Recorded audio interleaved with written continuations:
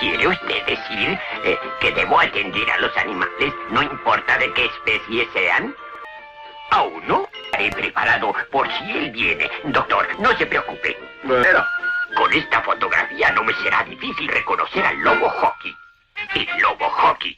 Ya tengo referencias suyas. Estoy enterado que le gusta que lo atiendan gratis, pero no me sorprenderá. Largo. ¿Holgazanitis?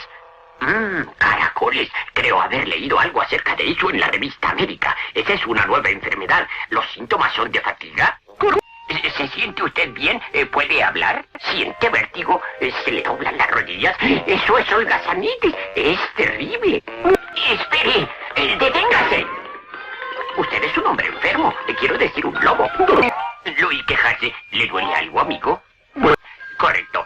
Quiere comer un pollo a la cacerola con papas fritas, champiñones y con poca grasa. ¿Qué desea tomar? No. Eso no se lo puedo permitir. Está enfermo y debe permanecer aquí. sí. Qué resignado es. Quiere distraerse sabiendo que está tan enfermo. No conozco ningún medio para curar la holgazanitis, pero sin embargo, puedo operarlo. Es la única forma en que puede sanar. Además, si no muere, seré un médico famoso.